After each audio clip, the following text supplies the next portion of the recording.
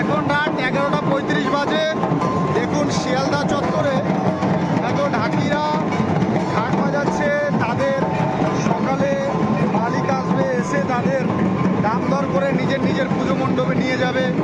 সেই কারণে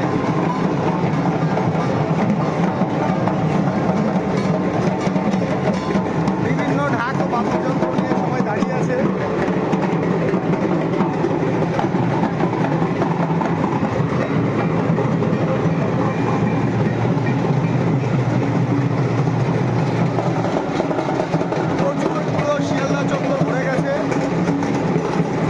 হ্যাঁ, হয়তো আপনারা এতক্ষণে বুঝেই ফেলেছেন যে আমি কি আপনাদের দেখাতে চলেছি। ঠিক তাই, এটি শিয়ালদা স্টেশন। দেখুন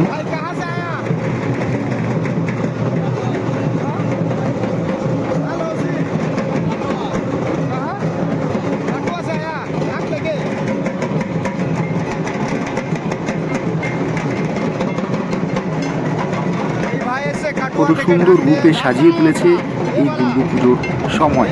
কিন্তু নিচে এত লোকের ভিড়, এত লোকের সঙ্গম কেন? বুঝতেই পারছেন, এখন রাত 11:40 বাজে। এই রাত্রে সমস্ত ঢাকি মানে বাদ্যযন্ত্র সহকারে যে সমস্ত মানুষগুলো এখানে দাঁড়িয়ে আছে, তারা অপেক্ষা করছে তাদের কোনো না কোনো মালিক আসুক, তাদের সঙ্গে একটা বোঝা করা করুক দাম দর নিয়ে, এবং তাদেরকে তাদের পুজো মণ্ডপে নিয়ে যাক একটি নির্দিষ্ট দাম ঠিক করে।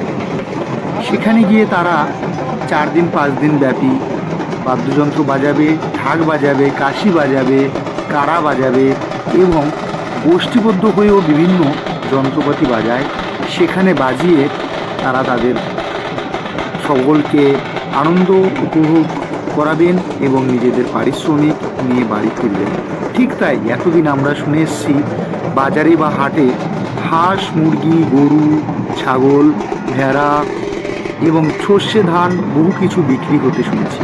কিন্তু এখন দেখছি আমাদের বাজারে এই ধরনের বাদ্যযন্ত্র নিয়ে বিভিন্ন রূপে রূপোগ্নিত হয়ে বিভিন্ন অঙ্গভঙ্গিতে বাদ্যযন্ত্র বাজিয়ে সবাইকে মুগ্ধ করে তারা কোনো না কোনো পুজো মণ্ডপে উপস্থাপন হবেন নিজেদের পারিশ্রমিক পেতে। ঠিক তাই, শুধু গল্পে বা বইয়ে আমরা পড়ে এসেছি যে সমস্ত কিছু বিক্রি হয় হাটে গিয়ে, আর এখন দেখা যাচ্ছে কলকাতা শহরে মানুষ নিজেদের বাদ্যযন্ত্র নিয়ে শিয়ালদা স্টেশন বা অন্যান্য চত্বরে গিয়ে এইভাবে ঠিক ভিড় জমায়।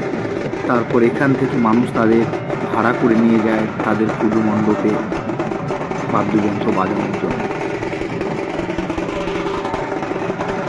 বইয়েই শুধু শুনেছি যে সমস্ত কিছু বাজারে বিক্রি হয়, কিন্তু আমরা গ্রামে এগুলো দেখিনি। বহু মানুষ এখানে ভিড় জমিয়েছে এদের চিত্রপট তুলে ধরতে। এই ঐতিহাসিক কালচারগুলো এখন আর নেই। এখন শহুরে পরিবেশে সমস্ত কিছুই বাজারে বিক্রি হচ্ছে। যেমন দেখুন, বাদ্যযন্ত্র বিভিন্ন অঙ্গভঙ্গিতে বাজাচ্ছে, তাদের কেউ পছন্দ করে তাদের পুজো মণ্ডপে নিয়ে যাবে বলে, এবং তাদের পছন্দ করে যেন একটু বেশি রেটে নিয়ে যেতে পারে, তাই তারা এত অঙ্গভঙ্গি দেখিয়ে বাদ্যযন্ত্র বাজাচ্ছে। আর ভাবুন, একবার ভেবে দেখুন তো, যে বাদ্যযন্ত্র বাদ্যকাররাও মার্কেটে এসে বসে আছে, যেমন আমরা ধান শস্যে মার্কেটে নিয়ে বসে বিক্রি করি, ঠিক সেইভাবে এরা এক জায়গায় গোষ্ঠীবদ্ধ হয়ে গোল করে নিজেদের বাদ্যযন্ত্র বাজিয়ে সবাইকে মুগ্ধ করার চেষ্টা করছে। আর এখান থেকে ঠিক সকাল 4-5টা নাগাদ সমস্ত পুজো মণ্ডপের কোনো না কোনো দায়িত্বকারী লোক এসে তাদের এখান থেকে ক্রয় করে মানে ভাড়া করে নিয়ে যাবেন কিছু দিনের জন্য। হ্যাঁ, ভাড়া ক্রয় বলতে এই নয়, তাদের দীর্ঘদিনের জন্য রেখে দেবেন। পুজো যতদিন আছে ততদিনই তাদের রাখবেন, আবার তারা প্রত্যেকে নিজের নিজের জায়গায় ফিরে যাবেন। এইভাবেই সমস্ত ঢাকিরা সামনে বসে আছে। এবার আপনি ভাববেন যে কি করে বুঝবো এরা কেমন বাজাচ্ছে? হ্যাঁ, ঠিক তাই, এরা প্রত্যেকে নিজের নিজের জায়গায় দাঁড়িয়ে আছে, এবং যখন আপনি এদেরকে দাম দর ঠিক করবেন, ভাড়া করবেন, এরা তাদের বাদ্যকর বাজিয়ে আপনাকে মুগ্ধ করেই তার পারিশ্রমিক চাইবে। মোটামুটি কেমন আইডিয়া করা যেতে পারে, এখানে এক একজন 15,000, 16,000, 20,000 পর্যন্তও ভাড়া চেয়ে থাকেন। এটি হচ্ছে শিয়ালদা স্টেশন, সুন্দর রূপে তাকে সাজিয়ে তুলেছেন বিভিন্ন লাইটিং দিয়ে। পুজোর একটি পরিস্থিতিতে, দুর্গাপুজোর একটি সমাগম পরিস্থিতিতে। আর বেঙ্গলের পুজো মানে বুঝতেই পাচ্ছেন কতটা সুন্দর পরিস্থিতিতে তাদের সাজানো হয়েছে। দেখুন, সবাই নিজেকে সাজিয়ে রেখেছে, কারণ কোনো না কোনো মালিক এসে তাদের সঙ্গে দাম দর করুক এবং দাম দর করে তাদেরকে কিনে নিয়ে যাক। আমিও ঠিক একজনের কাছে গিয়েছিলাম, কিছু আলোচনা করেছিলাম, কথা বলেছিলাম যে আপনার রেট কত, আপনি কত বলে যাবেন। তিনি তখন বাজিয়ে তার সঙ্গে সমস্ত কিছু দেখালেন এবং তার রেটও বললেন, 14,000, 15,000 টাকার মতো বললেন। তিনি বাজিয়ে আমাদের সমস্ত কিছু শোনালেন, তার বাজনা বাজিয়ে শোনালেন।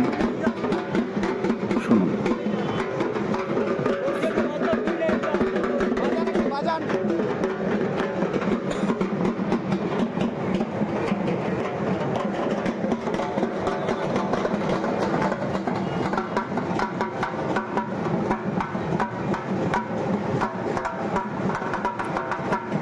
সবাই হয়তো ভাবতে পারে এত রাত এখানে কেন।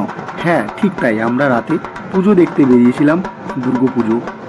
এখানে গেছিলাম সন্তোষ মিত্র স্কোয়ারে, যেখানে সজল ঘোষ এমএলএ অপারেশন সিন্দুরের চিত্রটি তুলে ধরেছিলেন। তারপর আমরা এখানে এসে ঐতিহাসিক কার্যকলাপকে বদলে এখন কলকাতার কার্যকলাপে সমস্ত বাদ্যযন্ত্র ও ঢাকিরা এইভাবে মার্কেটে লুটিয়ে পড়ে তাদেরকে লোককে মুগ্ধ করে নিজেদের অন্যের একটা পুজো স্থানে নিয়ে যাওয়ার যে রীতিনীতি, সেগুলো ঠিক জানা ছিল না। তাই আমি আপনাদের সামনে বিষয়টি তুলে ধরলাম। ভালো লাগলে অবশ্যই লাইক এবং শেয়ার করে